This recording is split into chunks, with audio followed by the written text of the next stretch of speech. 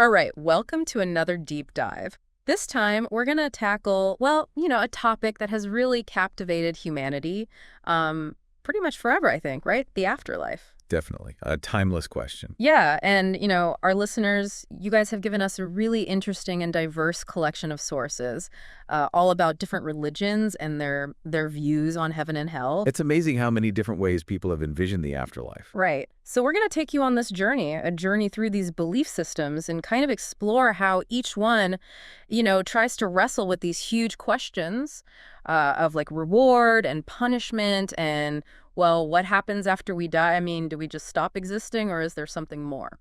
Some religions see it as a final destination, like a full stop, Yeah. while others view it as just one step in a much larger journey. Right. It's not always a simple answer, is it? Not at all. And that's what makes it so fascinating to explore. Okay, so are you ready to dive in? Absolutely. Let's do it. All right. Let's start with a faith that I think a lot of our listeners might be familiar with, Christianity. Okay. So they have, pretty clear ideas about heaven, right? This place of eternal paradise with God. Yeah, that's central to Christian belief. Yeah. Heaven is seen as this ultimate reward, a realm of pure bliss and joy, where you're united with God for eternity. But it's not for everyone, right? Right. In Christian thought, heaven is reserved for those who believe in Jesus Christ and accept him as their Savior. So there are conditions. Yes, this idea of salvation through faith is really crucial to their understanding of the afterlife. They see it as a gift from God, freely given, but you have to accept it. Okay, so what about the folks who don't accept it? What happens to them? That's where hell comes in. Right, exactly. Hell is typically portrayed as a place of separation from God, and it's often depicted as, well, as this fiery underworld filled with torment. Not a pleasant picture. Definitely not. But it's important to remember that there are many different interpretations of hell within Christianity. Some Christians take those descriptions very literally, They picture a physical realm of fire and brimstone. Like the real deal. Yeah, but others see it more symbolically, as a representation of the spiritual anguish of being separated from God. Okay. So even within one religion, you've got a range of interpretations. That's right. There's a lot of nuance there. That's really interesting, but whether it's literal or symbolic, hell is definitely not where you want to end up. I think we can all agree on that. All right. So let's shift gears a little bit now and look at another major world religion, Islam. They have their own, specific terms for heaven and hell, don't they? Yeah, they do. In Islam, heaven is known as Jannah, Jannah. and hell is called Jahannam. And the Islamic texts, they really, they don't shy away from vivid descriptions of both. Like, Jannah is described as this paradise of just unimaginable beauty, overflowing with, all these delights, lush gardens, flowing rivers, delicious foods. There are even companions created by Allah himself. Wow, that sounds incredible. It's really meant to evoke a sense of complete fulfillment and joy for the faithful. So like every desire is fulfilled. Exactly. And Jahannam, what's that like? Jahannam is, well, you could say it's the opposite. It's a realm of suffering, of fire, and just unimaginable torment. It's the consequence for those who reject Allah, who, live a sinful life and die without repentance. So it's like this really strong emphasis on actions having consequences. It is. But you mentioned repentance. Does that mean there's a chance to escape Jahannam? That's a really important point. While Islam emphasizes, the severity of punishment for wrongdoing, it also highlights Allah's infinite mercy and forgiveness. Even if someone ends up in Jahannam, there's still a possibility of redemption and eventually entry into Jannah. It's not necessarily a fixed and final judgment, you see. It's a process that can unfold over time. So there's still hope, even after death. Yes, there is. That adds another layer of complexity to it, doesn't it? Definitely. It's not a simple binary. All right, so we talked about Christianity, we've talked about Islam. Now let's move on to some religions that might be a little less familiar to our listeners. How about Hinduism? I mean, they have a very different take on heaven and hell, right? Yes, they do. Hinduism's view of the afterlife is really deeply connected to, to the concepts of karma and reincarnation. You see, they believe in this continuous cycle of birth, death, and rebirth. They call it samsara. Samsara. Imagine it like a giant wheel that just keeps turning and turning. Okay. A cosmic wheel of life. So where do heaven and hell fit into this giant wheel? In Hinduism, heaven isn't actually a final destination. It's more like It's more like a temporary reward realm, for souls who have accumulated a lot of good karma during their lives. So like a pleasant stopover before they hop back on the wheel. Exactly. And Naraka, which is their version of hell, that's temporary too. It's a place of suffering for those with bad karma, but again, it's not forever. So it's not about being like, good or bad for all eternity. It's more like this cosmic balancing act. You got it. The ultimate goal in Hinduism isn't about reaching heaven permanently. It's about achieving something called moksha. Moksha. And moksha is liberation from this whole cycle of birth and rebirth. Imagine breaking free from that giant wheel of samsara Wow, that's a powerful image. and finally escaping, this constant cycle of suffering. Okay, so karma is like your cosmic scorecard. Yeah. And then moksha is the ultimate prize, like freedom from the game altogether. You could put it that way, yeah. Yeah. And this whole idea of actions having consequences, it's woven into like the very fabric of Hindu belief. Every action, every thought, every intention creates karma, and that karma shapes your future both in this life and in the next. So no pressure, right? Well, it definitely makes you consider the weight of your actions. That's pretty profound when you think about it. It really does make you think. All right, let's move on to Buddhism now. They also believe in reincarnation, but with their own, unique twist on heaven and hell, right? Absolutely. Buddhism it's fascinating because they have multiple heavens and hells. Yeah. Each one kind of representing a different level of spiritual development. It's almost like ascending through different levels in a video game, with each realm reflecting your progress. I like that analogy. That's a helpful way to visualize it. So what's the ultimate goal in Buddhism then? Is there like a final level? The ultimate goal in Buddhism is to reach a state called nirvana. And nirvana is, well, it's the cessation of suffering and the end of this cycle of rebirth, much like moksha in Hinduism. However, in Buddhism, nirvana isn't really a place you go to. It's more of a state of being, a state of perfect peace and enlightenment, where you transcend all those desires and attachments that keep you bound to the cycle of suffering. So it's not so much about where you are, but who you are. Exactly. Okay, so both Hinduism and Buddhism, they kind of see heaven and hell as temporary states, not final destinations. It's all about where you are on your spiritual journey. That's a good way to summarize it, yeah. It's like a progress report, not a final grade. Yeah. And Buddhism takes this idea a step further. They emphasize that these heavens and hells, they aren't actually physical places, out there somewhere. They're mental and spiritual conditions that exist within us, Yeah. shaped by our actions, our thoughts, and our desires. Ah, okay. So it's more about an internal state than an external location. That's really interesting. It kind of shifts the focus inward, doesn't it? It's not about some external judgment, but about the state of your own mind and heart. Right. All right, we've covered a lot of ground here. We've journeyed from like the fiery depths of hell to the blissful heights of heaven and explored some pretty fascinating variations along the way. Before we jump into indigenous beliefs, let's just pause for a moment and reflect on what we've learned so far. What do you think are some of the key takeaways for our listener? Well, I think what's really striking is the sheer diversity of beliefs about the afterlife.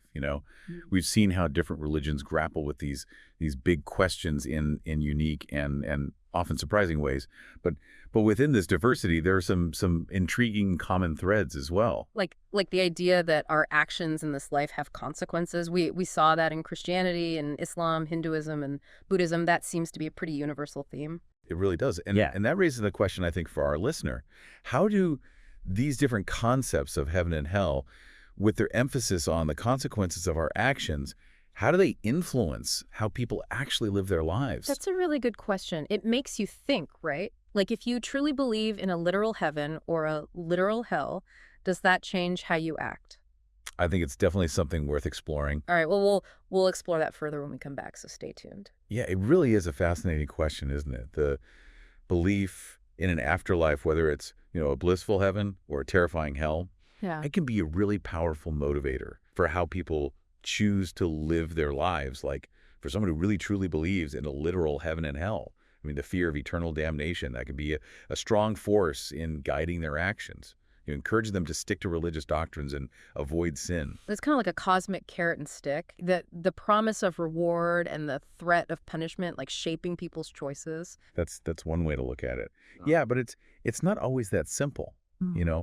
For many, it's not just about avoiding punishment. It's about striving for something more, Yeah.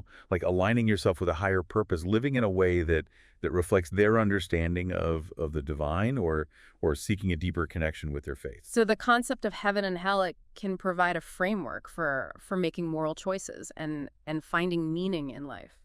Exactly. And even for those who don't necessarily believe in a literal heaven or hell, Hmm. you know, these concepts can still resonate on a deeper level, serving as powerful metaphors for the consequences of our actions. Right, like take karma, for example, even if Hmm. you're not a Hindu or a Buddhist, the idea that your actions have consequences that ripple out and shape your future, that can be a pretty compelling ethical framework. Absolutely. It encourages you to think about the impact you're having on the world, and make choices that contribute to a more just and compassionate society. It's interesting how these discussions about the afterlife, they often circle back to questions of ethics and morality. Like we're trying to figure out the right way to live, not just to secure a spot in heaven, but to create a better world for ourselves and others. So I think you've hit on something really important there. Whether you're motivated by the fear of hell, the hope of heaven, or simply a desire to live a good life, the underlying principles of compassion, empathy, responsibility, those seem to transcend individual beliefs. It's almost like we're all searching for a compass to guide us through life, and these different belief systems with their diverse visions of the afterlife, they offer us different versions of that compass. That's a great analogy, and it's not about declaring one compass right and the others wrong. It's about recognizing that each one offers a unique perspective, a different way of navigating the complexities of human existence. So embracing the diversity of beliefs and finding value in the search itself. Precisely. And that brings us back to the fascinating variety we've encountered in our exploration of heaven and hell, even within a single religion like Christianity. We saw a range of interpretations from literal depictions of a fiery hell to more symbolic understandings of separation from God. It's a good reminder that even within seemingly unified belief systems, there's room for nuance and individual interpretation. Absolutely. Yeah. And I think that's something really important for our listeners to consider. It's not about finding the one true answer, because honestly there might not be one. It's more about appreciating the richness and complexity of human thought as we grapple with these existential questions. It's about encouraging critical thinking, considering different perspectives and engaging in respectful dialogue even when those perspectives differ. So being open to the mystery, the uncertainty, and the possibility that there might not be a definitive answer to what happens after we die. I think that's a healthy and intellectually honest approach. It allows you to remain open-minded, engage with different beliefs with curiosity and respect, and avoid clinging to rigid dogma. It's about acknowledging the limits of human understanding, and finding comfort perhaps in the very act of seeking, questioning, exploring these profound mysteries. That's actually quite liberating when you think about it. Right. It takes the pressure off having to have all the answers. Yeah. Now we've talked about Christianity, Islam, Hinduism, Buddhism, but our exploration of the afterlife wouldn't be complete without delving into the diverse beliefs of indigenous cultures, ready to dive into those. Absolutely. Indigenous cultures offer some of the most profound and insightful perspectives on life, death, and the world beyond. And what's particularly striking about many of these traditions is the deep interconnectedness they envision between the living, the dead, and the natural world. Okay, let's explore that connection.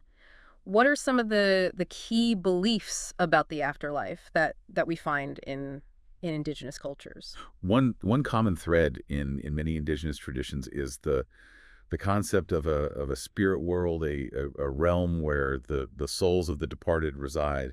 But unlike the heaven and hell dichotomy we've seen in some other religions, the spirit world in many indigenous cultures isn't about reward or punishment. So it's not a place you're sent to based on your deeds in this life.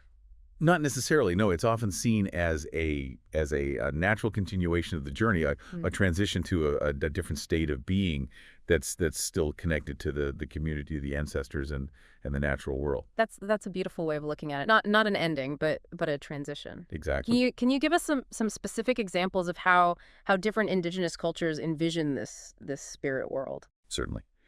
Our sources mention some Native American traditions that believe in in a peaceful spirit world where the souls of the departed rest and watch over the living. It's not a place of judgment, but a place of peace and connection. So the ancestors are still present, still involved in the lives of their descendants? Yes, and in some cultures, the spirit world isn't seen as static or unchanging. Yeah. It's a dynamic realm where spirits can interact with the living, offer guidance, or even intervene in their affairs. Wow, that blurs the lines between the physical world and the spiritual realm in a really interesting way. It's like death isn't this absolute separation, but a shift to a different form of existence that's still interwoven with the world we know. Exactly. It highlights the cyclical nature of life, death, and renewal that's central to many indigenous belief systems. So it's not just about where you go after you die, but about how you live your life in relation to the community, the ancestors, and the natural world. Precisely. Yeah. And this emphasis on interconnectedness and cyclical renewal, it's reflected in another common belief we find in indigenous cultures, the concept of reincarnation. Okay, so we saw reincarnation in Hinduism and Buddhism, but how is it viewed differently in indigenous traditions? In some indigenous cultures, reincarnation isn't about climbing a spiritual ladder or escaping a cycle of suffering. It's about returning to the earth, rejoining the natural world or being reborn into a new life within the community. So it's less about individual progress and more about the continuity of life itself. That's a great way to put it. It's about honoring the ancestors, respecting the earth, and understanding that life and death are part of a larger interconnected web. These indigenous perspectives, they offer a really powerful alternative to the heaven and hell dichotomy we often see in Western religions. It makes you think about how our modern industrialized view of death as this final absolute endpoint might be a bit limited. Like maybe there's more to it than we can even imagine. I think you've touched on a really important point. Exploring these diverse belief systems, it challenges us to question our assumptions and broaden our perspectives. That it reminds us that our understanding of reality might be just one piece of a much larger, more intricate puzzle. And that's what makes these deep dives so fascinating. It's not just about accumulating facts, but about expanding our awareness, opening ourselves up to new ways of seeing the world and our place within it. Absolutely. And it's not just about appreciating the differences between cultures, but also about recognizing the common threads that unite us as human beings. Yeah. Despite the vast array of beliefs about the afterlife, there's this shared yearning for meaning, purpose, and connection beyond our physical existence. Right. Whether it's the Christians' yearning for heaven, the Hindus' pursuit of moksha, the Buddhist quest for nirvana, or the indigenous belief in a spirit world, it seems like we're all searching for something that transcends the limitations of our earthly lives. Exactly, and that yearning, that's what makes us human. It's what drives us to create art, tell stories, build communities, and explore the mysteries of the universe. It's what gives our lives meaning and purpose, regardless of our individual beliefs or cultural backgrounds. So we've journeyed through a diverse landscape of beliefs about the afterlife, encountering everything from fiery underworlds to blissful paradises, cycles of reincarnation, and interconnected spirit worlds. What's the one big question you'd like to leave our listener pondering today? Well, after all this exploration, I think the most important question, the one that underlies all these different beliefs is this: how do you make sense of life, death, and the possibility of something beyond? It's not about finding the right answer, but about engaging in the search, wrestling with these big questions, and finding your own personal truth. That's a perfect note to end on. A big thanks to you for joining us on this deep dive into the fascinating world of heaven and hell. We'll be back soon with another thought-provoking exploration, so stay tuned. It's amazing, how these indigenous perspectives, they really challenge us to think beyond just the individual, right? It's not just about what happens to me after I die, but it's about the continuity of life, that connection to the ancestors and that responsibility to the community and to the earth. It is a much more, I guess you could say, holistic and interconnected view of existence, right? And this emphasis on cyclical renewal, it's reflected in how some indigenous cultures, how they approach their death rituals. Oh, that's interesting. Yeah, what can you tell us about those rituals? Well, in many indigenous traditions, death isn't seen as this end. It's seen as a transition, a journey that the soul undertakes, and the community, they play a really vital role in helping the deceased make that transition smoothly. So it's not just about mourning the loss, but about actively supporting the soul's journey into the afterlife. Precisely. There are often, elaborate rituals and ceremonies that are specifically designed to guide the soul and provide comfort and protection and really ensure its safe passage into the spirit world. Can you give us some specific examples of these rituals? Certainly. Our sources describe how some Native American tribes, for instance, have ceremonies that involve singing, drumming, dancing, and storytelling. And all of these rituals, they help to release the soul from, its ties to the physical world and connect it with the ancestors and the spirit world. It sounds incredibly beautiful and powerful, you know? It's like the community is weaving this tapestry of sound and movement and stories, all to guide that soul on its journey. It's a beautiful, beautiful image, isn't it? And these rituals, they often involve, symbolic offerings as well. Things like food, clothing, or tools, which are believed to sustain the soul on its journey. It's like they're equipping the soul for that next stage of its adventure. Exactly, yeah. And I imagine these rituals must also bring a great deal of comfort and closure to the grieving community as well. Absolutely. They provide a way for the community to process their grief, to honor the deceased, and to reaffirm their connection to the spirit world and to that whole cycle of life and death. It's really remarkable how these indigenous perspectives offer such a different lens through which to view death. It's not an ending, it's a transition, a transformation, a continuation of the journey, just in a different form. And it highlights, I think, the importance of community and ritual and that connection to the natural world in navigating that transition. So as we wrap up our deep dive into the afterlife, what key insights do you think our listeners should take away from this whole exploration? I think the most important takeaway is just the sheer diversity of human belief. We've seen how different religions and cultures have grappled with these mysteries of life and death and created these really intricate and fascinating tapestries of belief about what lies beyond. And within that diversity, we've also uncovered some pretty intriguing commonalities, haven't we? Like the idea that our actions have consequences, the yearning for something that transcends our earthly existence, and the search for meaning and purpose in the face of the unknown. Exactly. And ultimately, I think the most important thing is not to get caught up in trying to find the right answer or declaring one belief system, superior to another. It's about engaging in the search with curiosity, with respect, and with an open mind. It's about recognizing the beauty and the complexity of human thought as we grapple with these internal questions. So embracing the mystery, the uncertainty, and that ongoing exploration of what it means to be human in the face of life and death. Beautifully said. And I hope this deep dive has encouraged you, the listener, to do just that, to continue exploring, to continue questioning, and to keep expanding your own understanding of these really profound and endlessly fascinating topics. Well, thank you for joining us on this incredible journey through the world of heaven and hell and reincarnation, spirit worlds, and everything in between. Until next time, keep exploring, keep questioning, and keep driving deep into the mysteries that make life so, so rich and rewarding.